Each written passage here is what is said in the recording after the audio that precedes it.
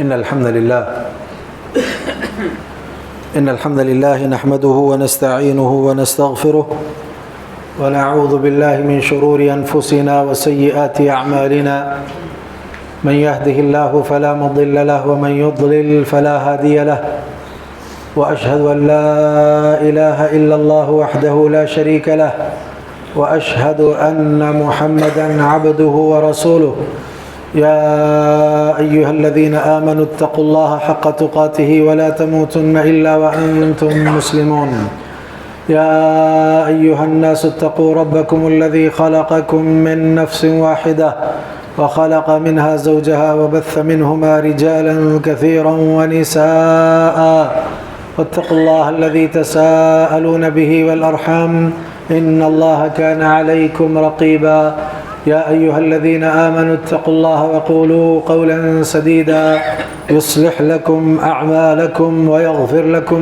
ذنوبكم ومن يطع الله ورسوله فقد فاز فوزا عظيما أما بعد فإن خير الكلام كلام الله وخير الهدى هدى محمد صلى الله عليه وسلم وشر الأمور محدثاتها وكل محدثة بدعة وكل بدعة ضلالة وكل ضلالة في النار قال الله تبارك وتعالى في كلامه المجيد ومن آياته أن خلق لكم من أنفسكم أزواجا لتسكنوا إليها وجعل بينكم مودة ورحمة إن في ذلك لآية لقوم يتفكرون وقال تبارك وتعالى في موضع آخر مثل الذين اتخذوا من دون الله أولياء كمثل العنكبوت اتخذت بيتا وإن أوهن البيوت لبيت العنكبوت لو كانوا يعلمون۔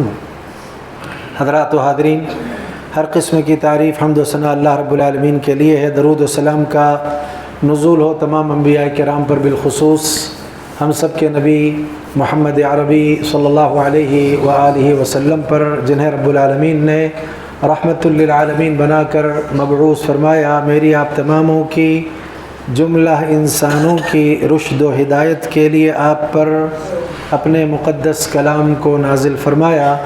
اسی مقدس کلام سے آج کے اس خطبہ جمعہ میں آپ کے سامنے میں نے 2 آیات کی تلاوت کی ہے، 2 آیات کو پیش کیا۔ آپ میں جو ذی علم ہے وہ اس بات سے بخوبی واقف ہیں کہ ہمارے جسموں کا خالق اللہ تعالی ہے۔ ان جسموں کے اندر جو روح دوڑتی ہے اس روح کا خالق بھی اللہ رب العالمین ہے۔ جہاں اللہ تعالی جسم اور روح کا خالق ہے، وہیں اللہ تعالی شہوت اور طاعت یا عقل، جس کو ہم کہہ سکتے ہیں شہوت اور عقل، ان دونوں کا خالق بھی اللہ رب العالمین ہے۔ تو جہاں اللہ تعالی شہوت اور عقل کا خالق ہے، وہیں شہوت کے کچھ مطالبات ہیں، شہوت کے کچھ تقاضے ہیں۔ شہوت کے مطالبات میں سے اہم مطالبات کھانا پینا اور جمع کرنا ہے۔ ایسے ہی عقل کے بھی کچھ مطالبات ہیں۔ عقل کے مطالبات میں سب سے اہم مطالبہ طاعت اور فرما برداری کرنا۔ ظاہر بات ہے دونوں کے مراکز ہیں۔ شہوت کا مرکز پیٹ اور شرمگاہ ہے، اور عقل کا مرکز دل ہے۔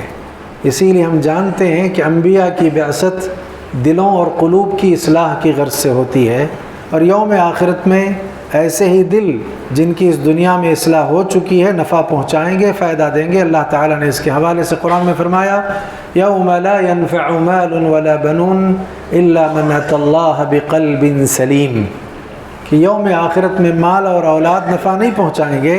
نفع اگر پہنچانے والی کوئی شے ہے تو قلب سلیم ہے، تو لہذا یہ دل صحیح رہے، سالم رہے، درست رہے، اس پر انبیاء اس دنیا میں آ کر کے محنت کرتے ہیں۔ جب صحیح رہے گا دل اور سالم رہے گا، طاعت کے کام زیادہ ہوں گے، فرما برداری کے کام زیادہ ہوں گے۔ اسی لیے ایک حدیث میں اللہ کے نبی نے فرمایا الا ان فی الجسد مضغة اذا صلحت صلح الجسد كله واذا فسدت فسد الجسد كله الا وهي القلب۔ سنو، جسم انسانی میں گوشت کا لوتھڑا ہے، اگر وہ ٹھیک ہے تو سارے جسم کا نظام ٹھیک، اگر اس میں فساد واقع ہو گیا تو سارے جسم کے نظام میں فساد واقع ہو گیا، خامی خرابی خلل آ گیا، تو لہذا وہ گوشت کا ٹکڑا دل ہے، آپ نے بیان فرمایا۔ اب تک جو باتیں میں نے بیان کی وہ یہ ہیں کہ جسم کا، روح کا خالق اللہ تعالی ہے، شہوت اور عقل کا خالق اللہ تعالی ہے۔ شہوت کے مطالبات ہیں کھانا پینا جمع کرنا، اور عقل کا مطالبہ ہے طاعت کرنا، فرما برداری کرنا۔ شہوت کا مرکز ہے پیٹ اور شرمگاہ، اور عقل کا جو مرکز ہے وہ دل ہے۔ لہذا اس اعتبار سے انسانی زندگی میں ان دونوں چیزوں کو لے کر کے تصادم رہتا ہے، کشمکش رہتی ہے، دونوں کے درمیان مقابلہ آرائی رہتی ہے۔ کبھی ایسا ہوتا ہے کہ شہوت غلبہ پا جاتا ہے، نتیجے میں حیوانیت عام ہو جاتی ہے۔ کبھی ایسا ہوتا ہے کہ عقل غلبہ پا جاتی ہے، نتیجے میں طاعت کے کام زیادہ ہو جاتے ہیں، فرما برداری کے کام زیادہ ہو جاتے ہیں، اور وہ فرشتہ صفت انسان ہو جاتا ہے۔ اس لیے آپ دیکھیں فرشتوں کو، لا یعصون اللہ ما امرهم ویفعلون ما یؤمرون، وہ اللہ کی نافرمانی نہیں کرتے، وہی کام کرتے ہیں جن کاموں کے کرنے کا انہیں حکم دیا جاتا ہے۔ لہذا معاشرے میں بھی ایسا ہی ہے، کوئی فرما برداری کا کام کرے، کوئی طاعت کا کام کرے تو اسے بے وقوف نہیں کہا جاتا، اسے عقل مند کہا جاتا ہے۔ عقل کا تقاضا ہی طاعت ہے، عقل کا تقاضا ہی فرما برداری ہے۔ ہاں اگر کوئی بدکاری کرے، بد کرداری کرے، غلط روش اختیار کرے تو اسے تان اور طنز کرتے ہوئے کہا جاتا ہے کہ بے وقوف ہے، یہ بھلے کام نہیں کرتا، اچھے کاموں کو انجام نہیں دیتا۔ تو لہذا کبھی شہوت کو غلبہ ملتا ہے اور عقل یہ جو ہے مغلوب ہو جاتی ہے تو معاشرے میں حیوانیت عام ہو جاتی ہے۔ اسی لیے آپ دیکھیں انسان میں اگر انسان صرف اور صرف اپنی ساری توانائی، اپنی ساری تگ و دو، اپنی ساری قوت، اپنی ساری صلاحیت صرف شہوت کے پورا کرنے میں اگر لگا دیتا ہے تو اس انسان میں اور حیوان میں کسی بھی قسم کا کوئی فرق نہیں ہے۔ اس لیے کہ حیوانوں کا کام بھی کیا ہے؟ حیوانوں کا کام کھانا پینا اور جمع کرنا ہے، کھانا پینا اور خواہشات کا پورا کرنا ہے۔ انسان نے بھی اسی کو اپنا مقصد بنا لیا، کھاتا ہے، پیتا ہے، جمع کرتا ہے اور اسی پر اپنی زندگی مکمل کرتا اور صرف کرتا ہے، تو اس میں اور جانور میں کچھ بھی فرق نہیں۔ اللہ نے قرآن میں فرمایا لَهُمْ قُلُوبٌ لَا يَفْقَهُونَ بِهَا وَلَهُمْ أَعْيُنٌ لَا يُبْصِرُونَ بِهَا وَلَهُمْ آذَانٌ لَا يَسْمَعُونَ بِهَا أُولَئِكَ كالانعام بل هم اضل اولئک هم الغافلون۔ ان کے دل ہیں سمجھتے نہیں، آنکھیں ہیں دیکھتے نہیں، کان ہیں سنتے نہیں، یہ اصل میں ہے کیا؟ اولئک کالانعام، جانوروں کی طرح ہیں یہ، ان سے بھی زیادہ گئے گزرے، ان سے بھی زیادہ بدتر اور برے ہیں یہ۔ کیوں؟ پیدائش کا مقصد کھاؤ پیو اور جمع کرو، خواہشات کا تکمیلہ کرو چاہے جیسے۔ لہذا جانور میں اور اس میں کسی قسم کا کوئی بھی فرق باقی نہیں رہتا۔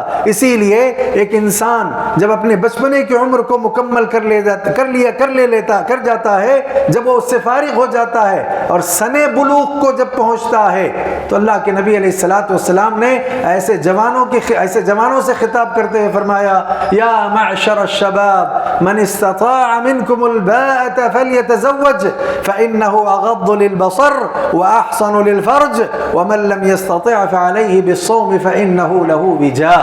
اے جوانوں کی جماعت، استطاعت ہے تو شادی کرو، اگر استطاعت نہیں تو روزے رکھو۔ شادی کرو گے تو فائدہ کیا ہوگا؟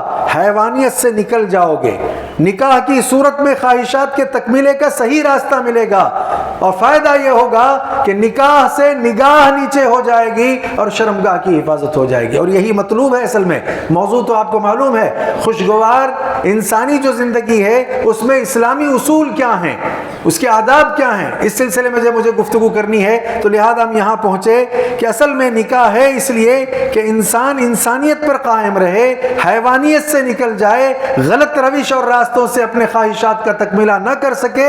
اسی لیے جوانوں سے خطاب کرتے ہوئے نبی نے یہ کہا تھا استطاعت ہے تو شادی کرو، نگاہیں نیچی ہو جائیں گی اور شرمگاہ کی حفاظت ہو جائے گی۔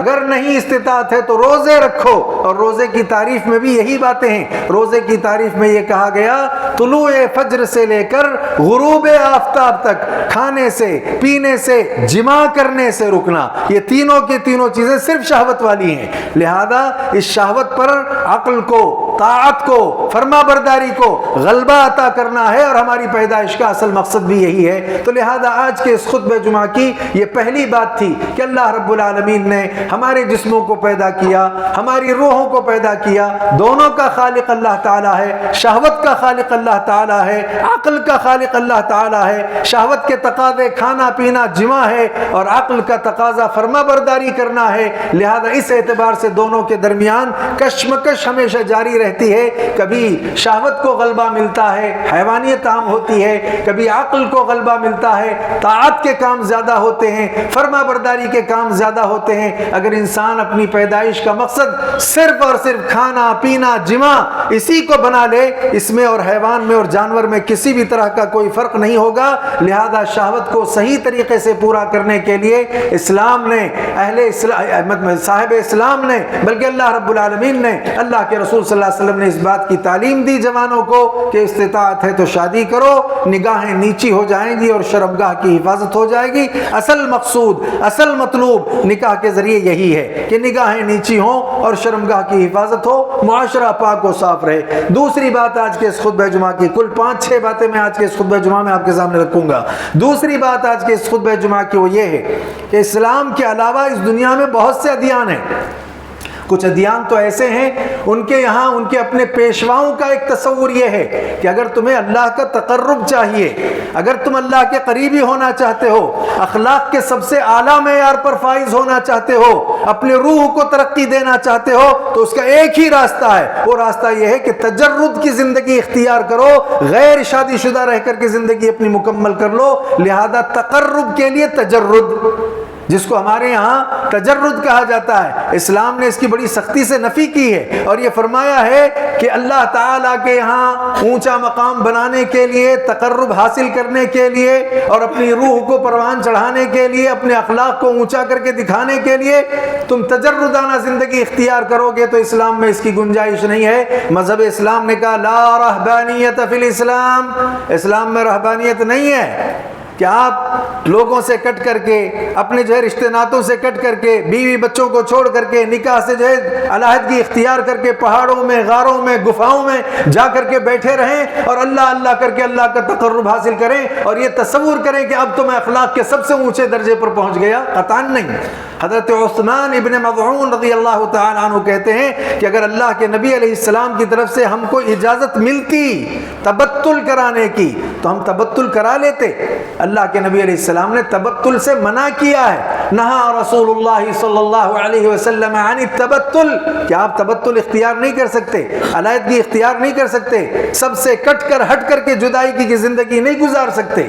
لہذا اسلام نے اس پر زور دیا ہے۔ بلکہ آپ کو معروف روایت معلوم ہے کہ 3 اصحاب نے اپنے اپنے طور پر فیصلہ کیا تھا، پوری تفصیل اور تطویل میں گئے بغیر، میں اصل مواد کو پیش کرنے کے لیے اختصار سے کام لوں گا۔ تینوں اصحاب نے فیصلہ کیا نبی علیہ السلام کے ازواج مطہرات میں سے کسی ایک سے جو یہ گفتگو کر کے کہ اللہ کے نبی گھر میں کیا کرتے ہیں، وضاحت کے بعد کہا کہ ٹھیک ہے نبی کہاں ہم کہاں، لہذا فیصلہ کیا ایک نے کہ میں صرف روزے رکھوں گا، بھئی روزے میں بھی شہوت مرتی ہے، میں صرف روزے رکھوں گا، دوسرے نے کہا میں راتوں کا صرف اور صرف قیام کرتا رہوں گا۔ لہذا اس طرح کے فیصلے ہو گئے کہ ایک نے کہا کہ میں آرام نہیں کروں گا، قیام کروں گا، ایک نے کہا میں صرف اور صرف سیام کا اہتمام کروں گا، اور ایک نے کہا میں تو شادی ہی نہیں کروں گا۔ یہ دیکھیے اب نکاح کی بات پھر آ گئی، میں شادی ہی نہیں کروں گا، میں نکاح ہی نہیں کروں گا۔ تقرب پانے کے لیے، اللہ کا قرب حاصل کرنے کے لیے، کامیابی پانے کے لیے، لہذا نکاح سے اگر رک جاتے ہیں، تجردانہ زندگی گزار لیتے ہیں تو کامیابی ملے گی۔ اللہ کے نبی کے علم میں جب یہ بات آئی تو اللہ کے نبی علیہ السلام نے اپنا اسوہ پیش کیا اور فرمایا کہ میں رات کو آرام بھی کرتا ہوں، قیام بھی کرتا ہوں، میں روزے بھی رکھتا ہوں، افطار بھی کرتا ہوں، میں نے نکاح بھی کیے ہیں۔ آخری ٹکڑا حدیث کا ہے فمن رغب عن سنتی فلیس منی، میری سنت سے جو اعراض کرے گا اس کا مجھ سے تعلق نہیں ہے۔ کہاں ہے رہبانیت؟ تقرب کے لیے کہاں ہے بیوی بچوں کو چھوڑ کر کے تجردانہ زندگی اختیار کرنا؟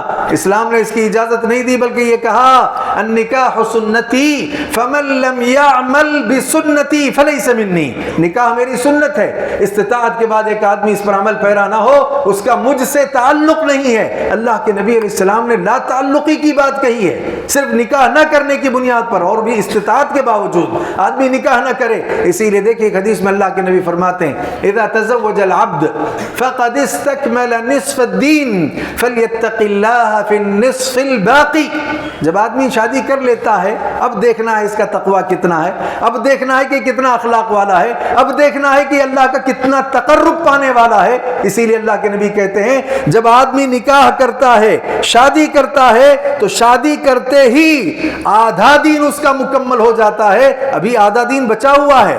لہذا پوری زندگی بعد کی موت تک کی ساری زندگی آدھے دین میں اب اس کا امتحان ہے کہ وہ کیا کرنے والا ہے. فَلْيَتَّقِ اللَّهَ فِي النِّصْفِ الْبَاقِي، اسے چاہیے کہ باقی بچے ہوئے آدھے دین میں اللہ کا تقوی اختیار کر لے. آدھا دین مکمل ہو گیا ہے، اب آدھے دین میں دیکھنا ہے کہ تقوی کتنا ہے، اخلاق کتنے ہیں، اللہ کا تقرب کتنا پانے والا یہ بندہ ہے. لہذا یہ بڑا کڑا امتحان ہے. اسی لیے محدثین نے اس حدیث کی تشریح میں ایک بہت اچھی بات بیان کی، وہی بات پھر جو میں نے پہلے کہا ہے اسی کی طرف ہم آتے ہیں. کیا کہا محدثین نے؟ نکاح کر لو گے تو آدھا دین مکمل ہوگا، باقی بچے ہوئے آدھے دین میں اللہ سے ڈرتے رہو. تو کہا محدثین نے کہ اس دنیا میں انسان کا امتحان دو چیزوں کے ذریعے ہوتا ہے، ایک پیٹ ہے، دوسرا اسی پیٹ کے نیچے شرمگاہ ہے. ان دونوں ہی چیزوں کے ذریعے اس دنیا میں انسان کا امتحان ہوتا ہے. نکاح کرو گے آدھا دین مکمل ہوا کا مطلب شرمگاہ کی حفاظت ہو گئی. اب آدھا دین پیٹ کا بچا ہوا ہے، وہ نان و نفقہ کی ذمہ داری قبول کر لی آپ نے. لہذا اب آدھا دین جو بچا ہوا ہے اس میں آپ اللہ کا تقوی اختیار کرو، حلال کھاؤ، حلال کھلاؤ. لہذا پرورش صحیح انداز سے اپنے بچوں کی کرو، ان کی پرداخت کرو. یہ سارے کڑے امتحانات جو ہے نکاح کے بعد شروع ہو جاتے ہیں. ایک طرف سے آپ کو بیوی کا حق ادا کرنا ہے، ایک طرف سے بچوں کا حق ادا کرنا ہے، ایک طرف سے ماں باپ کا حق ادا کرنا ہے، خیش و اقریبا کے حقوق ادا کرنے ہیں. ان تماموں سے بڑھ کر کے اللہ اور اس کے رسول صلی اللہ علیہ وسلم کا حق ادا کرنا ہے. نبی کی اتباع کرتے ہوئے اللہ کی عبادت کرنی ہے. سارا کڑا امتحان شروع ہو جاتا ہے. یہاں تقوی دیکھا جائے گا، یہاں اخلاق دیکھے جائیں گے، یہاں اللہ سے تم کتنا تقرب پاتے ہو، حاصل کرتے ہو، یہ دیکھا جائے گا. اس لحاظ سے نکاح یہ بہت عظیم شے ہے. تجردانہ زندگی اختیار کرنے کی اسلام نے اجازت نہیں دی. بہت سے عیسائی رہبان ہوتے ہیں اور بہت سے ہمارے یہاں ہمارے برادران وطن میں بھی ایسے لوگ موجود ہیں جو اللہ کا تقرب پانے کے لیے تجردانہ زندگی گزارتے رہتے ہیں. اسلام نے اس کی اجازت نہیں دی. تیسری بات آج کے اس خطبہ جمعہ کی نکاح کے حوالے سے، میں بعد میں آتا ہوں اصول کیا ہیں، ضابطے کیا ہیں، اسلوب کیا ہے اس پر. تیسری بات یہ ہے کہ اس سلسلے میں اس بات کو ضرور ذہن میں رکھا جائے، نکاح تمام رشتوں کی اصل بنیاد ہے. دنیا میں چاہے جتنے رشتے ہوں، ماں باپ کا رشتہ ہو، بھائی بہن کا رشتہ ہو، اس کے علاوہ جتنے بھی ساس بہو کے رشتے ہوں یا جو بھی رشتے آپ جو ہے بنا سکتے ہو، سارے رشتے بنا لے جائیں. ان تمام رشتوں کی جو اصل ہے، ان تمام رشتوں کے لیے جو بنیاد ہے وہ نکاح ہے. تمام محبتیں، چاہے ماں باپ سے محبت کا معاملہ ہو، بھائی بہنوں سے محبت کا معاملہ ہو، تمام محبتوں کا مدار نکاح پر ہے. اس لیے اللہ تعالیٰ نے قرآن مجید میں فرمایا، یا ایھا الناس اتقوا ربکم الذی خلقکم من نفس واحدہ وخلق منها زوجها وبث منهما رجالا كثيرا ونساء واتقوا الله الذي تساءلون به والارحام ان الله كان عليكم رقيبا. لوگو اپنے اس رب سے ڈرو جس نے تم کو ایک جان سے پیدا کیا. خلقکم من نفس واحدہ وخلق منها زوجها، اور اسی سے اس کا جوڑا بنایا ہے. تو معلوم یہ ہوا کہ سب سے پہلا جو رشتہ دنیا میں وجود میں آیا ہے وہ میاں بیوی کا ہے. بعد میں ماں باپ وجود میں آئے، بعد میں بھائی بہنوں کا معاملہ چلتا رہا. تو تمام رشتوں کے لیے اصل نکاح ہے، تمام محبتوں کا مدار نکاح پر ہے. اس کی اہمیت بہت زیادہ ہے. اسی لیے اللہ رب العالمین نے نکاح پر زور دیا، اور نکاح کے سلسلے میں اس بات کو جو ہے پختہ کر کے اللہ رب العالمین نے پیش کیا ہے کہ اس کے بغیر آدمی اپنا جو ہے دنیاوی امتحان اور دنیاوی جو ہے آزمائش کا مرحلہ مکمل نہیں کر سکتا ہے. بہت ضروری ہے ہمارے اس تیسرے مرحلے کو بھی مکمل کرنے کی کوشش کریں. چوتھی بات اس سلسلے میں آج کے اس خطبہ جمعہ کی وہ کیا ہے؟ گھر کا سکون، زندگی کا سکون. دیکھیے خوشگوار ازدواجی زندگی کے لیے اسلامی اصول کیا ہیں. لہذا گھر کا سکون چاہیے اور آپ کو معلوم ہونا چاہیے زندگی کا سکون آپ کو چاہیے. تو دونوں کی تسکین کے لیے اسلام نے ہمیں یہ کہا ہے کہ آپ نکاح کے بندھن میں باندھ جاؤ، شادی کرو. دیکھیے قرآن میں اللہ فرمایا وَمِنْ آیَاتِهِ ان خلق لکم من انفسکم ازواجا لتسکنوا الیہا. اللہ تعالیٰ کی نشانیوں میں سے ایک بڑی نشانی یہ ہے کہ خلق لکم من انفسکم، تمہارے ہی نفس سے اللہ تعالیٰ نے تمہارے لیے تمہارا جوڑا بنایا ہے. کیوں؟ لتسکنوا الیہا، تاکہ تم اس کے ذریعے سکون حاصل کرو، تاکہ تم اس کے ذریعے اطمینان حاصل کرو، راحت حاصل کرو. ظاہر بات ہے اگر یہ سکون ہے، یہ مسکن ہے، یہ سکن ہے، لہذا اس کو اگر ہم گھر لے آتے ہیں تو اس گھر میں آدمی اس کے ذریعے تسکین حاصل کرتا ہے، اسی لیے اللہ نے گھر کو بھی سکن کہا ہے۔ اللہ نے فرمایا واللہ جعل لکم من بیوتکم سکنا، اللہ رب العالمین نے تمہارے لیے تمہارے گھروں کو سکن بنایا ہے، سکون کا مقام بنایا ہے، لہذا اس میں اگر جو ہے زوجہ آ جائیں اور وہ بھی سکون کا ذریعہ ہے، یقیناً آدمی کی زندگی بڑی راحت کے ساتھ گزرے گی۔ سوال بڑا اہم یہ ہے کہ آج ہم شادیاں کرتے ہیں، ازدواجی زندگی گزارتے ہیں، لیکن ہماری ازدواجی زندگیوں میں سکون نہیں ہے، ہماری زندگیاں خوشگوار نہیں گزرتی ہیں۔ اسباب کیا ہیں؟ اس کے وجوہات کیا ہیں؟ بہت ساری وجوہات ہیں، بہت باتیں اس سلسلے میں بیان کی جا سکتی ہیں، چیدہ چند باتیں جو میں آج کے اس خطبہ جمعہ میں آپ کے سامنے رکھ رہا ہوں۔ بنیادی وجوہات میں سے سب سے پہلی اور سب سے بڑی وجہ یہ ہے کہ ہم دین پر دوسری چیزوں کو مقدم کر کے نکاح کے سلسلے میں اقدامات کرتے رہتے ہیں، جبکہ دین کو جو ہے مقدم رکھنا چاہیے۔ اللہ کے نبی علیہ الصلوۃ والسلام نے فرمایا، ظاہر بات ہے نکاح پڑھنے کے وقت میں جو آیات پڑھی جاتی ہیں 4 مرتبہ تقوی تقوی تقوی تقوی ہے، تو لا محالہ پھر آدمی تقوی والا، تقوی والی اس کو ترجیح دینا چاہیے، دین والا، دیندار جو خاتون ہے اس کو ترجیح دینا چاہیے۔ اسی لیے اللہ کے نبی علیہ السلام نے فرمایا اذا خطب الیکم من ترضون دینہ وخلقہ فزوجوہ الا تفعلوا تکن فتنة فی الارض وفساد عریض۔ کوئی بھی دیندار آدمی اور با اخلاق آدمی کا پیغام نکاح تمہاری بیٹیوں کے لیے آ جائے تو نکاح کر دیا کرو، نہیں کرو گے بہت بڑا فتنہ ہوگا اور فساد عام ہوگا۔ ایک سبب تو فتنے کا یہی ہے، ایک سبب تو فساد کا یہی ہے کہ گھروں میں فساد ہے، محلوں میں فساد ہے، لہذا ہمارے دیگر مقامات پر فساد ہے۔ بنیادی سبب یہ ہے کہ ہماری زندگیوں سے سکون نکل گیا، ہم نے دین کو ترجیح نہیں دی، ہم نے دین کو اولیت کا پہلا درجہ نہیں دیا، اس کو مقدم نہیں رکھا۔ اسی طرح سے عورت کے سلسلے میں بھی بات آ رہی ہے تنکح المرأة لأربع لمالها ولجمالها ولحسبها ولدينها فاظفر بذات الدين۔ 4 ہی نہ باتیں ہیں جس کی بنیاد پر ایک عورت کو نکاح میں لیا جاتا ہے، ان میں حسن و جمال ہے، خوبصورتی ہے، مال ہے، حسب و نسب ہے، دینداری ہے۔ آپ نے آخر میں کہا دینداری کو ترجیح دو۔ اگر دینداری کو ہم ترجیح دینے کا مزاج پیدا کر لیں، دیکھیے گھروں میں سکون آئے گا، زندگی میں سکون آئے گا، خوشگوار زندگی گزرے گی۔ تو پہلا مرحلہ یہ۔ دوسری بات یہ ہے خوشگوار زندگی کے گزارنے کے لیے کن باتوں کا لحاظ کرنا ہے؟ سب سے پہلے تو یہ کہ دونوں میاں بیوی میں سے ہر ایک دوسرے کے مقام کو پہلے سمجھے کہ میرے شوہر کا مقام کیا ہے، شوہر سمجھے کہ میری بیوی کا مقام کیا ہے، اسلام نے اس کو کیا مقام دیا ہے، اسلام نے اس کو کیا رتبہ عطا کیا ہے۔ اگر آپ مرد کے اعتبار سے دیکھ لیں تو مرد کو یہ مقام ملا ہے، عورت اگر وہ مقام اس کا عطا کرے، اس کا حق ادا کرے، نتیجے میں کہ خوشگوار زندگی گزرے گی۔ کیا مقام ہے مرد کا؟ قوام ہے۔ اللہ نے پہلے تو یہ کہا الرجال قوامون علی النساء، عورتوں پر مرد قوام ہیں، پہلی بات یہ۔ دوسری بات یہ کہ کیا مقام ہے اس کا مقام یہ کہ انما ہوا جنتک و نار، یہ جو شوہر ہے نا یہ بیوی کے لیے، عورت کے لیے اس کی جنت ہے یا اس کے لیے جہنم ہے۔ وہ یوں سمجھیے کہ ایک عورت کو کنجی دے دی گئی ہے، چابی دے دی گئی ہے کہ اب آپ اس چابی کے ذریعے اپنے لیے یا تو جنت کا دروازہ کھول لو یا تو جہنم کا دروازہ اوپن کر لیں، کھول لیں، آپ کو اختیار ہے، یہ تمہارے لیے جنت ہے، یہ تمہارے لیے جہنم ہے۔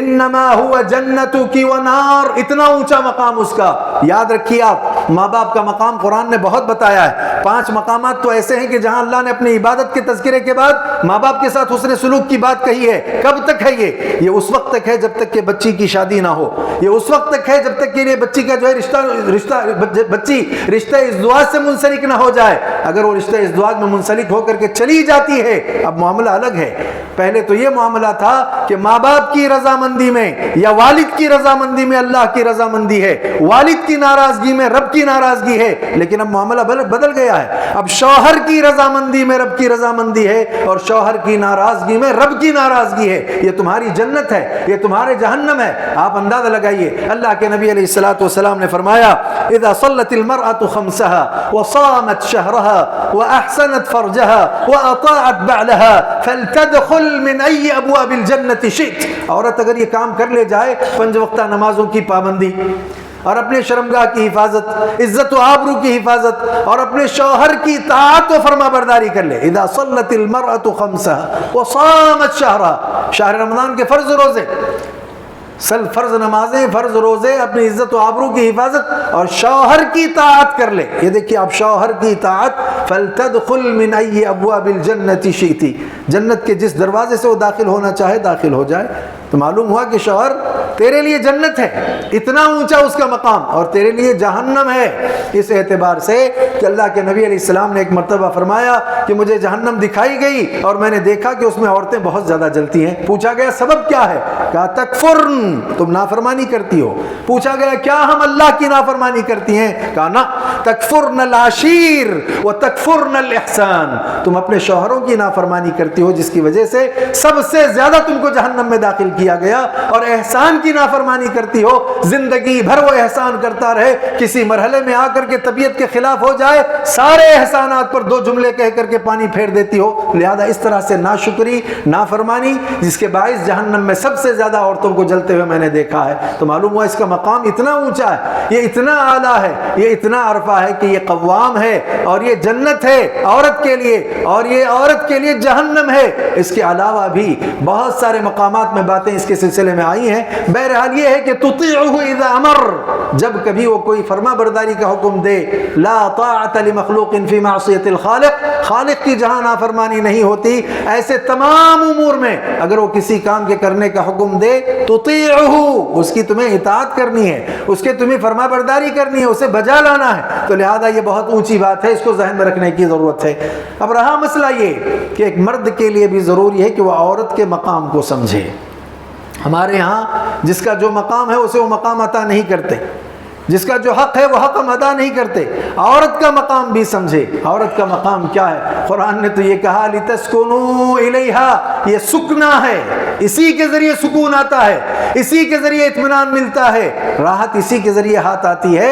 لہذا یہ سکنا ہے پہلے درجے میں، اور دوسرے درجے میں یہ ہے کہ متاع الدنیا، الدنیا کلها متاع ومتاع خیر، ومتاع الدنیا کلها متاع وخیر متاعها المرأة الصالحة۔ آپ نے کہا کہ خیر متاع الدنیا اگر تمہیں تلاش کرنا ہو تو یہ عورت ہے۔ آپ اندازہ لگائیے، پوری دنیا برتنے کا سامان ہے، سب سے اچھا سامان جس کو برتا جا سکتا ہے وہ صالحہ عورت ہے، نیک عورت ہے۔ اس کا مقام اتنا اونچا ہے کہ سارے دنیا کی تمام اشیاء میں سب سے اہم شے، سب سے اعلیٰ شے، سب سے عرفہ اور سب سے عمدہ شے، سب سے بہترین متاع یہ نیک عورت ہے۔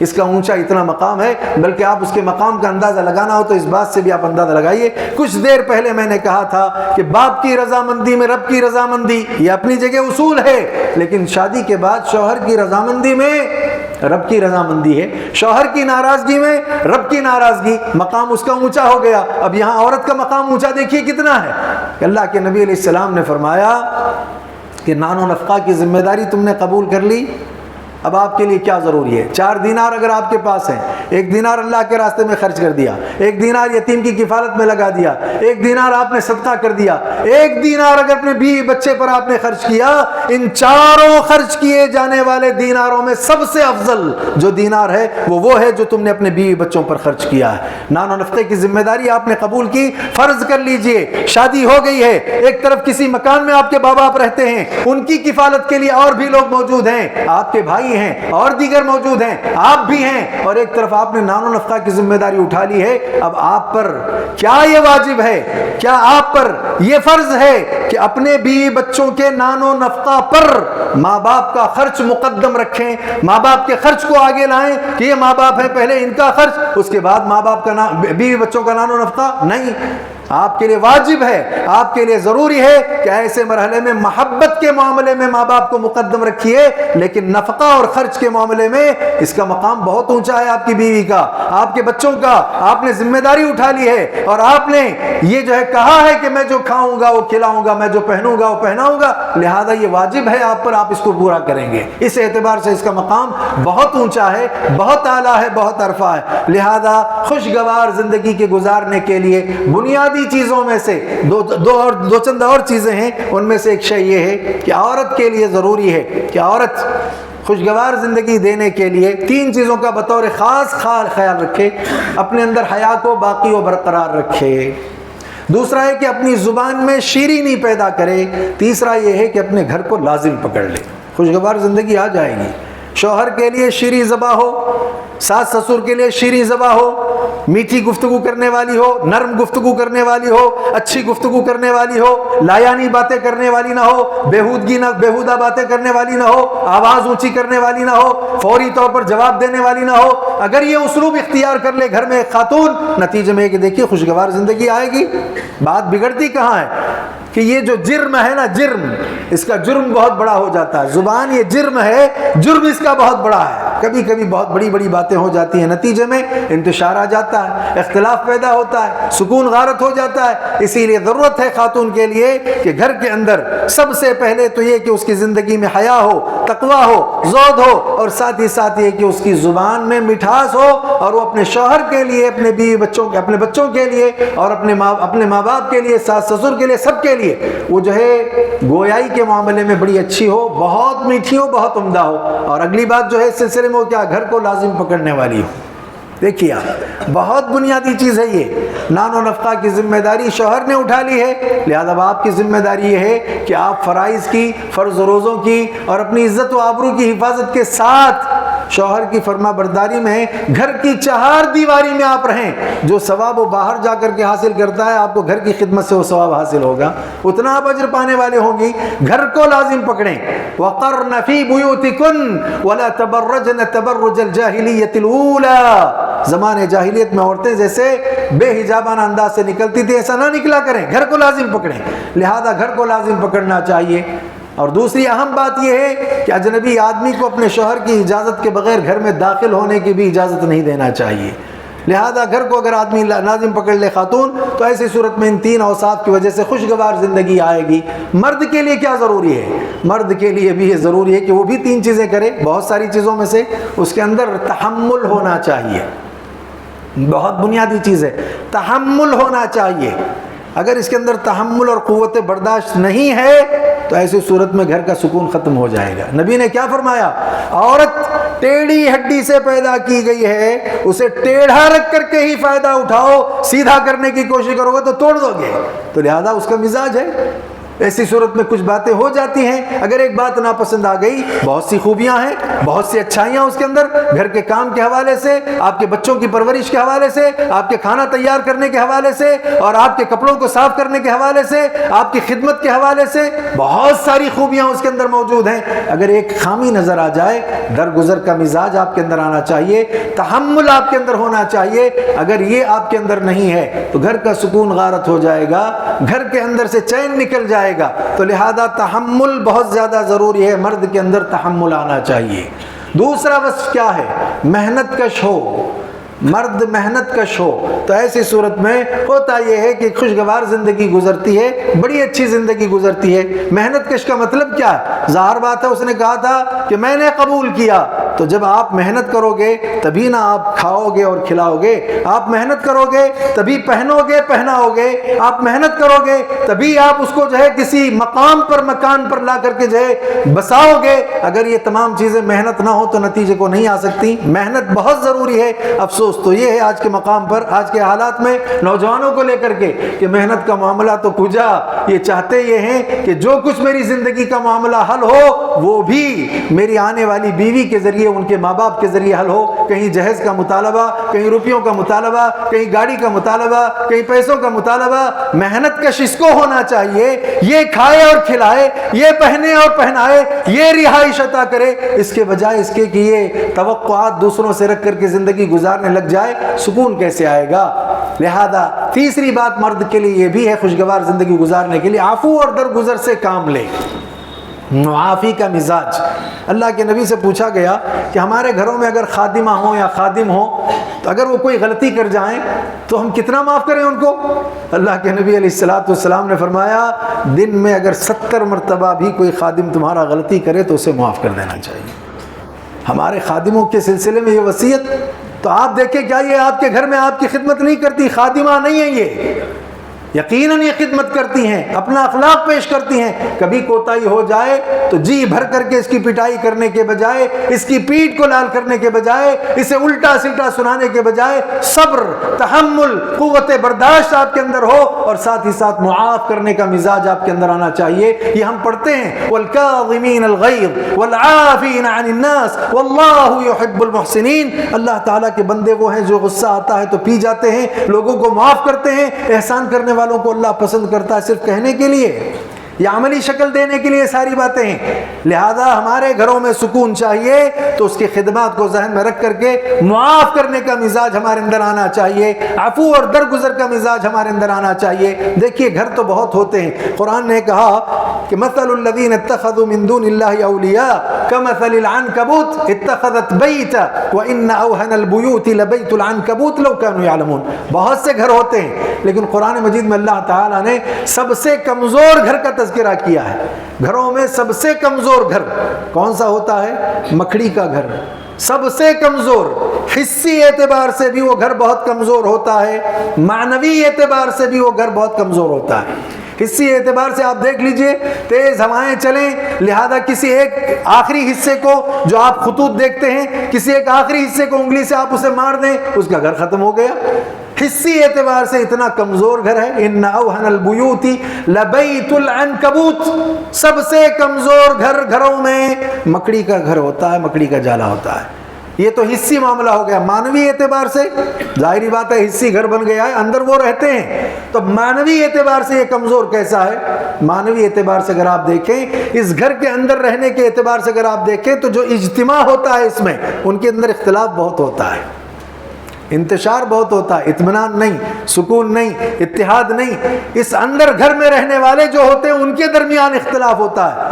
مکڑی پر ریسرچ کرنے والوں نے ریسرچ اور تحقیق کر کے بتلایا کہ اس مکڑی کی 30,000 قسمیں ہیں. 3,000 نہیں، 30,000، 30,000 اور 1000، 30,000 قسم کی مکڑیاں ہوتی ہیں. ان میں بعض مکڑیوں کا حال یہ ہوتا ہے کہ وہ جب اختلاط کرتے ہیں یا خواہشات یا شہوت کا تکملہ ہوتا ہے، ان میں جو نر مادہ ہوتے ہیں خواہشات کا جب تکملہ ہوتا ہے تو لہذا تکملے کے مہان بعد جو مؤنث ہے وہ اپنے مذکر کو موت کے گھاٹ اتار دیتی ہے، مار دیتی ہے. دوسرا مرحلہ یہ ہے کہ بعض مکڑیاں وہ ہیں، دیکھیں مانوی اعتبار سے کتنا کمزور گھر ہے کہ اس گھر میں اختلاف ہی اختلاف ہے، اس گھر میں پھوٹ ہی پھوٹ ہے، اس گھر میں انتشار ہی انتشار ہے کہ خواہشات کا تکملہ ہوا، خود مؤنث نے اپنے مذکر کو مار دیا، موت کے گھاٹ اتار دیا. دوسری قسم یہ ہے کہ بچے جب ہو جاتے ہیں، جب وہ بڑے ہو جاتے ہیں تو ان میں سے بعض وہ ہیں جو اپنی ماں کو مار دیتے ہیں. لہذا یہاں ماں کی موت اور وہ اس سے پہلے اپنی شوہر کی موت. اس کے علاوہ مزید یہ آپ دیکھیں گے کہ اقسام میں سے بعض وہ ہیں کہ پورا جو مکڑی کا گھر ہوتا ہے اس مکڑی کے گھر میں اکیلی تنہا مکڑی ہوتی ہے، لہذا وہ اجتماع کو پسند نہیں کرتی کہ کوئی اور 2-2 4-4 آ کر کے اس میں رہ جائیں. لہذا یہ اختلاف ہے. تو معنوی اعتبار سے بھی یہ گھر بڑا کمزور ہے، حسی اعتبار سے بھی یہ گھر بڑا کمزور ہوتا ہے. اب ہمارے گھروں کی کمزوری کے اسباب کیا ہیں؟ ہمارے گھروں میں کمزوری کیوں آتی ہیں؟ ظاہری بات ہے اس طرح ہمارے گھروں کی کمزوری کے اسباب اگر ہم تلاش کریں تو 3 بڑے بڑے اسباب ہیں. ان میں پہلا سبب جو ہے وہ عدم الرضا بالقدر. یہ جو تقدیری فیصلے اللہ کے ہوتے ہیں نا، اس پر جب ہم راضی نہیں رہتے تو ہمارے گھر بھی کمزور ہو جاتے ہیں. تقدیری فیصلے کا مطلب کیا ہے؟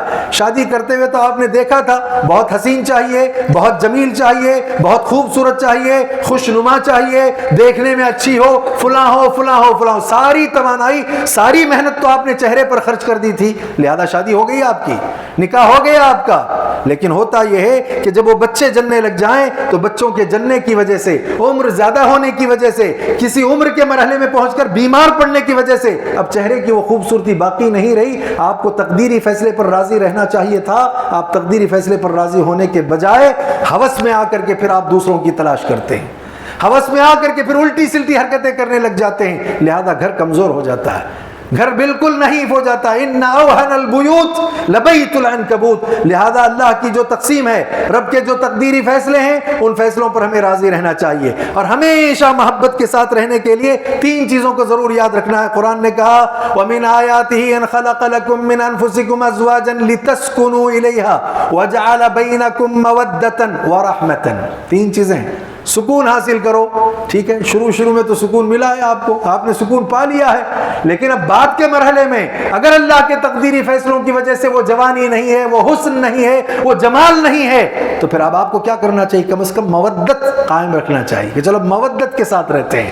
اچھا, پھر اور مرحلہ آگے بڑھتا گیا تو آخری مرحلے میں کچھ نہیں تو کم از کم رحمت تو باقی رہنا چاہیے کہ یہ میرے بچوں کی ماں ہے, لہذا یہ میری بیوی ہے, اس نے یہ قربانیاں دی ہیں, نتیجے میں مجھے اس کے ساتھ رحمت کا سلوک کرنا ہے. تو لہذا گھر ہمارے مضبوط رہیں گے, گھروں کے اندر سکون آئے گا, خوشگوار زندگی گزرے گی. اگر یہ تینوں چیزیں نہیں رہیں یا ان تینوں میں کسی طرح کی کمی آئی یا رب کے تقدیری فیصلے سے ہم راضی نہیں رہے, تو جیسے وہ مانوی اعتبار سے گھر کمزور ہے مکڑی کا, حصی اعتبار سے کمزور ہے, ہمارے گھر بھی کمزور ہوتے جائیں گے, ہمارے گھروں کا سکون بھی ختم ہو جائے گا. اسی لیے ترمذی کی روایت میں اللہ کے نبی فرماتے ہیں وَارْضَ بِمَا قَسَّمَ اللَّهُ لَكَ تَكُنْ أَغْنَى النَّاسِ, اللہ تعالیٰ نے تیرے لیے جو مقدر کیا اس سے تو راضی ہو جا, غنی ہو جائے گا, بے نیاز ہو جائے گا, کوئی فکر دامنگیر نہیں ہوگی. تو لہذا اسی لیے اس دوسری بات کو بھی ذہن میں رکھنے کی ضرورت ہے. دوسرا اصول ہمارے گھروں کی مضبوطی کے لیے, خوشگوار زندگی کے لیے, وہ کیا ہے؟ انتہائی اہم ہے. وہ کیا ہے؟ کثرت الوقوع فی المعاصی والذنوب. گناہ کے کام, معاصی کے کام جب زیادہ ہونے لگتے ہیں گھر کا سکون ختم ہو جاتا ہے, زندگی کی خوشگواری ختم ہو جاتی ہے. جب آپ زیادہ گناہ کرو گے, کثرت سے گناہ کے کام کرتے رہو گے, اس گناہ کا اثر آپ کی زندگی سے آگے بڑھ کر کے آپ کی بیوی پر, آپ کے جانور پر, آپ کے بچوں پر بھی اس کا اثر پڑ سکتا ہے. اس سے آدمی کو بچنا چاہیے, اس سے آدمی کو محفوظ رہنا چاہیے. اللہ کے نبی علیہ السلام معجم الطبرانی الصغیر کی روایت ہے, معجم الطبرانی الصغیر, اس میں یہ روایت موجود ہے. اللہ کے نبی علیہ السلام فرماتے ہیں مختلج عرق, آپ علیہ السلام نے فرمایا ولا عین الا بذنب, یہ جسم انسانی میں جو رگیں موجود ہیں, کہیں بھی کسی جگہ کوئی رگ شروع ہو جائے درد دینا کہ مجھے فلاں رگ درد دیتی ہے, فلاں ہاتھ درد دیتا ہے, میری آنکھ میں درد شروع ہو گیا, اللہ کے نبی نے فرمایا اس کا سبب بھی تمہارے گناہ ہو سکتے ہیں.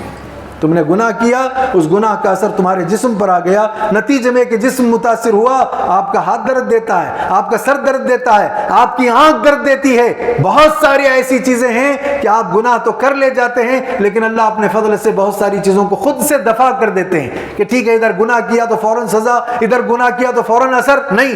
بہت سارے گناہوں کو اللہ تعالیٰ دفع کرتے ہیں, لیکن یقیناً کچھ گناہ ایسے بھی ہیں جب اللہ مواخذہ کر لے تو اس کا اثر آپ کے جسد پر, اس کا اثر آپ کی آنکھ پر ایسا ہو سکتا ہے. اللہ کے نبی علیہ السلام نے ایک روایت میں یہاں تک فرمایا کہ دو محبت کرنے والے آپس میں محبت کرتے ہیں, الفت کرتے ہیں, بہت اچھے انداز سے رہتے ہیں, کوئی گناہ ہو گیا دونوں میں سے کسی ایک کا, فَفُرِّقَ بَيْنَهُمَا إِلَّا بِذَنْبٍ, یہ حدیث کے الفاظ ہیں, فَفُرِّقَ بَيْنَهُمَا إِلَّا بِذَنْبٍ. گہرے محبت کرنے والے, گہرے دوست, بڑی اچھی الفت کرنے والے, دونوں میں سے کسی ایک سے گناہ ہو گیا, اس گناہ کا اثر یہ ہوا کہ اللہ نے دونوں کے درمیان تفریق اور جدائی ڈال دی ہے, دشمنی میں بدل گئی دوستی. ایسا ہوتا ہے. لہذا آدمی کو چاہیے کہ آدمی گناہوں سے اجتناب کرے. وَمَا أَصَابَكُم مِّن مُّصِيبَةٍ فَبِمَا كَسَبَتْ أَيْدِيكُم, جو بھی مصیبت آتی ہے چاہے گھروں میں آ رہی ہو, ہمارے گھروں میں مصیبت ہے, ہمارے بچے ایسے ہیں, ہماری بیوی کا حال یہ ہے, میرے کاروبار کا حال یہ ہے, میرے فلاں کا حال یہ ہے, ساری شکایتوں کی ایک لمبی لسٹ ہمارے پاس موجود ہے. قرآن کیا کہتا ہے؟ وَمَا أَصَابَكُم مِّن مُّصِيبَةٍ فَبِمَا كَسَبَتْ أَيْدِيكُم, جو بھی مصیبت تمہارے پاس آتی ہے تمہارے ہاتھوں کی کمائی ہے, وہ تمہارے گناہوں کا سبب ہے. لہذا ہمارے گھروں کے سکون کے غارت ہونے کا سبب یہ ہے, خوشگوار زندگی جو ہماری نہیں ہے اس کے اسباب میں سے ایک بنیادی سبب یہ ہے کثرت الوقوع فی المعاصی والذنوب, گناہوں کے کام ہم بہت زیادہ کرتے ہیں. الجواب الکافی میں امام ابن القیم رحمہ اللہ نے بہت اچھی بات بیان کی. بہت وقت ہو گیا ہے, بہرحال میں اپنی بات کو جلد ختم کرتا ہوں سمیٹ کر کے. کہا امام ابن القیم رحمہ اللہ الجواب الکافی میں یہ بات کہتے ہیں کہ اگر گناہ ہی گناہ کرتے جاؤ گے, نافرمانی کرتے رہو گے, عقل کا جو تقاضا میں نے شروع میں کہا تھا کہ اللہ عقل کا خالق ہے, اس کا تقاضا اطاعت ہے, اگر آپ اسے اونچا نہیں کرو گے, صرف شہوت شہوت اور شہوت میں صرف گناہ گناہ گناہ کرتے رہو گے, اس گناہ کا اثر کیا ہوگا؟ برکت الرزق, برکت العمر, برکت العلم, برکت العمل, ای برکت الدین والدنیا, ساری برکتوں سے آپ محروم ہو جائیں گے. نہ علم کی برکت آپ کے پاس رہے گی گناہوں کی وجہ سے، نہ عمل کی برکت رہے گی، نہ رزق میں برکت ہوگی، نہ عمر میں برکت ہوگی۔ کتنے لوگ ایسے ہیں بڑے بڑے جرائم کرتے ہیں، وقت سے پہلے جو ہے کہتے ہیں 60 سال کی عمر جانی چاہیے تھی، ایک اندازے کے مطابق، دنیا میں تخمینے کے مطابق تقدیری فیصلہ اپنی جگہ پر ہے، فلاں مرض کی وجہ سے فلاں عمر ہی میں مر گیا ہے، فلاں مرض کی فلاں جو ہے عادت کی وجہ سے، فلاں بیماری کی وجہ سے فلاں وقت میں چلا گیا۔ لہذا یہ کیا ہے؟ عمر میں برکت نہیں ہوتی، رزق میں برکت نہیں ہوتی، علم میں برکت نہیں ہوتی، عمل میں برکت نہیں ہوتی۔ دوسرے الفاظ میں امام ابن القیم کہتے ہیں دین اور دنیا کی برکت ختم ہو جاتی ہے جب آدمی کثرت سے گناہ کرنے لگتا ہے۔ تو لہذا خوشگوار زندگی گزارنا اگر ہے تو سیئات کی جگہ پر حسنات کو بجا لائیے۔ آخری بات بتا کر کے اپنی بات میں ختم کر رہا ہوں، المقارنہ۔ ہمارے گھروں کا سکون کیوں غارت ہوا؟ ہمارے گھروں میں خوشگواری کیوں نہیں ہے؟ ہماری زندگیوں میں خوشگواری کیوں نہیں ہے؟ سکون اور اطمینان کیوں نہیں ہے؟ یہ تیسری چیز ہے المقارنہ۔ ہم مقارنہ کرتے ہیں۔ کیا مقارنہ؟ مقارنہ یہ ہے کہ ٹیلی ویژن پر دیکھ لیا خوبصورت چہرہ، مقارنہ یہ ہے کہ اخبار پڑھنے کی اس میں دیکھ لیا کوئی خوبصورت تصویر، مقارنہ یہ ہے کہ راستے پر چلتے ہوئے نظر پڑ گئی کوئی خوبصورت تصویر دیکھ لی، خوبصورت عورت کو دیکھ لیا، مقارنہ یہ کہ جہاں ہم ڈیوٹی کرتے تھے، جہاں ہم کام کرتے تھے، وہاں کسی پر ہماری نظر پڑ گئی، اب آ کر کے ہم مقارنہ کر رہے ہیں، صرف شہوت ہمارے اندر آ گئی ہے، ہم حیوان ہو گئے ہیں، نتیجے میں اس کا مقارنہ ہم اپنے گھر کی عورت کے ساتھ کرتے ہیں، یہ پاک دامن ہے، یہ عفت والی ہے، یہ بہت اچھی ہے، بہت اعلیٰ ہے، بہت عرفہ ہے، بڑی خدمت گزار ہے، لیکن ہم نے اس بازاری خاتون کے ساتھ اس کا موازنہ شروع کر دیا۔ نتیجے میں یہ ہے کہ یہاں سننا بھی ہے، یہاں سنانا بھی ہے، یہاں باتیں بگڑتی بھی ہیں، یہاں مارنا بھی ہے، یہاں پیٹنا بھی ہے۔ کیوں آپ نے ایسا مقارنہ کیا؟ کیا ہی اچھا ہوتا مقارنے کا تھوڑا سا انداز بدلتے، وہ جو عقل ہے نا جس کا تقاضا طاعت ہے اس کو غلبہ دیتے، باہر جاتے جاتے کسی برقعے والی عورت پر اگر آپ کی نظر پڑتی، مارے خوشی کی آپ کہتے واہ سبحان اللہ کیا خاتون ہے، اپنے جسد کی حفاظت کر کے چلتی ہے، اپنے گھر میں آ کر کہتے دیکھو میں نے آج فلاں خاتون کو دیکھا، اتنی دین کی پابند، اتنی شرع کی پابند، اس قدر حیادار۔ لہذا ہماری زندگیاں ایسی ہونی چاہیے۔ کہاں سے جو ہے مطلب یہ کہ بے اطمینانی آئے گی؟ اطمینان ہی ملے گا، گھروں میں سکون ہی آئے گا کہ جب آپ معیار اپنا ایسا بناؤ گے مقارنے کا، خیر کو معیار بنائیے، آپ شر کو معیار بناتے ہیں، آپ غلط کو معیار بناتے ہیں، اور غلط کو معیار بنا کر کے آپ گرا کر پرکھتے ہیں۔ نتیجے میں یہ ہے کہ کبھی کبھی آدمی ناراض ہو جاتا ہے، کبھی کبھی آدمی خیانت کرنے لگتا ہے، غلط روش اختیار کرنے لگتا ہے۔ اسی لیے قرآن مجید نے یہ کہا وَلَا تَقْرَبُوا الزِّنَا إِنَّهُ كَانَ فَاحِشًا، زنا کے قریب مت جاؤ، یہ فحش ہے، اور اس سلسلے میں بڑی جو ہے سزائیں متعین ہیں۔ بہرحال یہ تین باتیں یاد رکھیے آپ۔ سب سے پہلے تو یہ کہ آدمی تقدیری فیصلے پر راضی رہے چاہے حالات جیسے ہوں۔ دوسری بات یہ ہے اس سلسلے میں کہ آدمی ذنوب اور معاصی کا ارتکاب نہ کرے، ہو جائے فوراً توبہ کر لے، ہو جائے فوراً اللہ تعالیٰ سے معافی مانگے۔ اور تیسری بات اس سلسلے میں ہے کہ مقارنے کے لیے خیر کو بنیاد بنائے، شر کو بنیاد بنانے کا مزاج چھوڑے، تو ہمارے گھروں میں سکون آئے گا، ہماری زندگی خوشگوار گزرے گی۔ یہ چند اصول اور آداب اور ضابطے تھے جس کو میں نے بیان کیا، اور بہت ساری باتیں اس ضمن میں بیان کی جا سکتی ہیں، جمعہ کا وقت بڑا قلیل ہوتا ہے۔ بہرحال اتنی باتیں میں اپنی ذات کے لیے آپ تماموں کے لیے کافی سمجھتا ہوں۔ اللہ سے دعا ہے کہ اللہ تعالیٰ ہم تماموں کی زندگیوں میں خوشی اور مسرت اور شادمانی اللہ تعالیٰ عطا فرمائے۔ اللہ تعالیٰ ہمارے گھروں میں سکون عطا کرے، ہمارے بچوں کو، گھر والوں کو، ہم کو سب کو سکون عطا کرے۔ اللہ ہماری زندگیوں میں، ہماری عمروں میں، ہمارے علم میں، ہمارے عمل میں، ہمارے دین میں، ہماری دنیا میں اللہ برکت عطا کرے۔ اللہ تعالیٰ ہر شر سے ہماری حفاظت فرمائے۔ اقول قولی ھذا واستغفر اللہ لی ولکم ولسائر المسلمین واستغفروہ انہ هو الغفور الرحیم۔